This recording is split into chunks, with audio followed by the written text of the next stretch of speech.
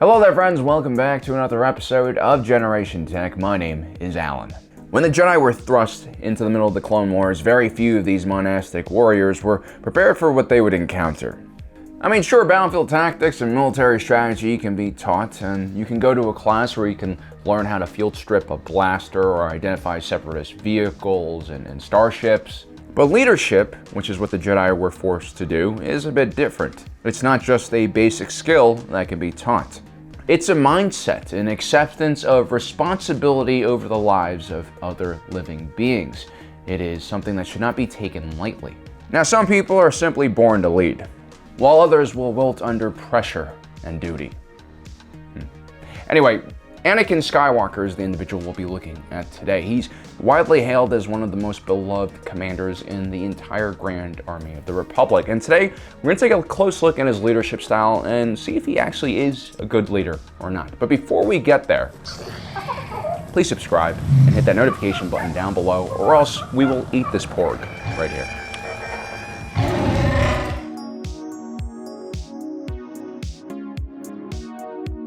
It's easy to see why the clone troopers in the 501st loved their commander.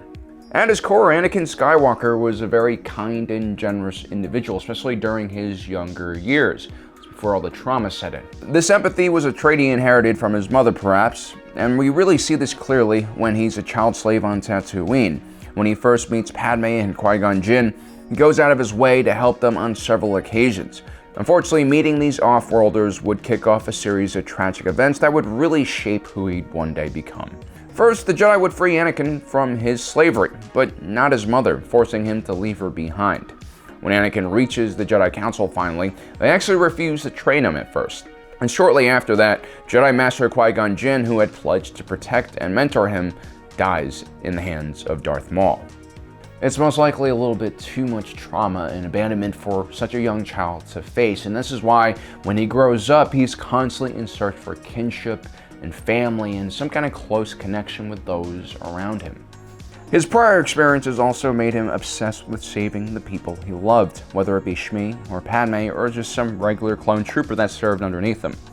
And since Anakin was always a very extreme individual with a very extreme personality, saving the people around him wasn't just about compassion. It was actually about being in control of his surroundings so that he would never be placed in such a vulnerable position ever again. Now, during the Clone Wars, most commanders would respect the troopers underneath their command, but they would try not to get too close to them from an emotional standpoint. This is important not only because they are Jedi and it's a part of their belief system, but also because military officers who are too attached to their soldiers become ineffective and hesitant to give orders that could potentially put their men into danger. Also, officers are usually able to compartmentalize their affection for their soldiers separately from their duty as a military commander. Unfortunately, Anakin Skywalker was not an individual who could really do that. During the Battle of Coruscant, Anakin Skywalker and Obi-Wan Kenobi lead a squadron of ARC-170s on an assault towards General Grievous's ship. They're on an extremely important mission, and that is to rescue Chancellor Palpatine from captivity. The ARC-170s are relatively slow but heavily armed. They were supposed to help the Jedi blast their way through a defensive screen of Vulture droids. When one of the clone pilots reports that he has droid fighters all over his six, Anakin attempts to break away from the formation and save him, but Obi-Wan Kenobi has to remind him to stay on mission. This wasn't the first time Kenobi had to remind him to stay on task. The same thing happened during the Battle of Geonosis in the beginning of the war, when Padme fell out of their gunship. The two were pursuing Count Dooku, and Obi-Wan had to remind Anakin once again about the importance of their mission. Now, sometimes Anakin was actually right to follow his instincts and emotions. When Ahsoka Tano was framed for the Jedi Temple bombings, Anakin Skywalker was one of the few Jedi who remained on her side. His steadfast devotion to his Padawan eventually helped him clear her name and save her from prosecution. So Anakin's savior complex will create amazing bonds between him and the soldiers he commands, but his lapse of attention and focus on his command duties can also lead to really big disasters, which actually might cause more lives to be lost down the road.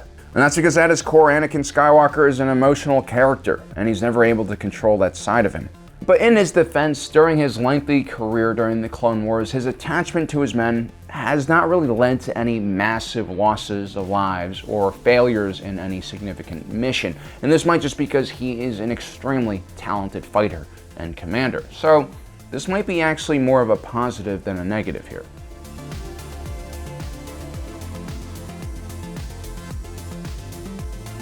What made the Jedi generals so spectacular was their tendency to lead from the front.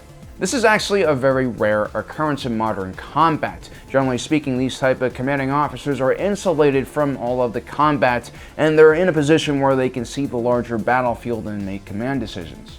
But for the average infantry soldier, seeing your commanding officer visit you on the front, or in Anakin's case, literally leading a charge, can be extremely inspirational and lift morale. It's one thing to receive orders or battle plans through the chain of command. It's a whole nother experience to see a general in full battle armor running at the enemy with a lightsaber held high above him, following his own orders.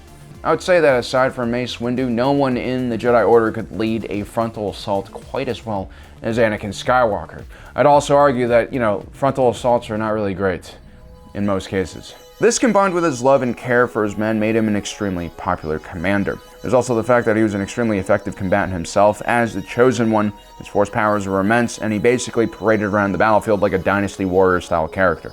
He could easily accomplish what would usually take an entire clone company to do, if not more. Anakin would oftentimes take on the most difficult missions himself, whether it's scaling a massive fortification and taking out defensive gun turrets that have your units pinned down, or taking control of some prototype stealth ship in an attempt to break through an enemy blockade. This type of heroism not only inspired the clones, it also pushed them to be better soldiers. A great example of this is when Anakin Skywalker is relieved by General Ponkrell during the Battle of Umbara. Several clones in the 501st concoct a plan based on one of their general's legendary exploits, the destruction of a droid control ship during the blockade of Naboo. Sure, the clones were disobeying orders when they stole those Umbaran starships and took them into orbit. They most likely learned that from Anakin in the first place. But the reality is this action was incredibly successful and helped the GAR secure Umbara. It's unlikely clones outside of the 501st would ever attempt such an audacious mission.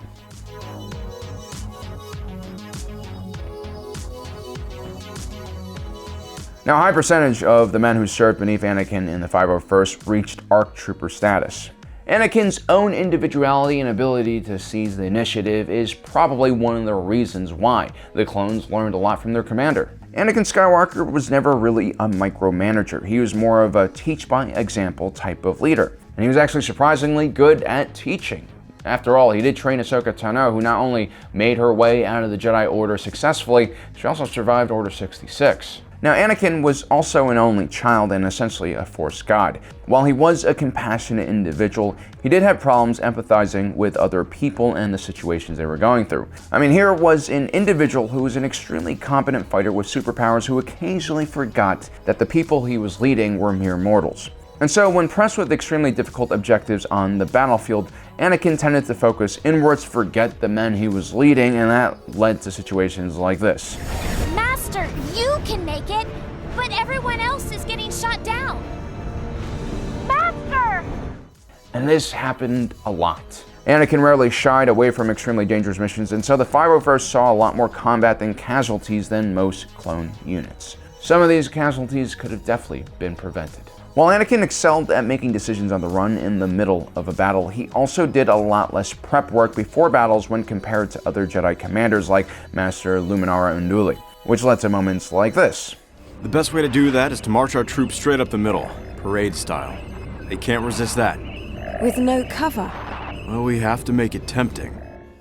At the end of the day, war is completely unpredictable, and military leaders are never perfect. Anakin definitely wasn't. Now, Anakin definitely had some alarming and dangerous tendencies as a leader, but a good indicator of whether he was a good commander or not is seen through his relationship with his clones and how well they perform in battle. The 501st was probably one of the most decorated units in the entire Clone Wars, and they were also a part of many successful actions and were feared by the Separatist Alliance. But ultimately, despite all of the craziness and aggressive tactics, the clone troopers really did adore Anakin. The clones, after all, were born and trained for warfare. All they really wanted in return was respect and a leader who cared about their well-being. So there you have it, guys. That is my assessment of Anakin as a leader. While he might seem unorthodox, it's really important to note that people love him and he gets the job done frequently. Well, guys, I hope you enjoyed today's episode. Don't forget to subscribe, hit that notification button down below. As usual, my name is Alan, reminding you that my allegiance is to the Republic, to democracy.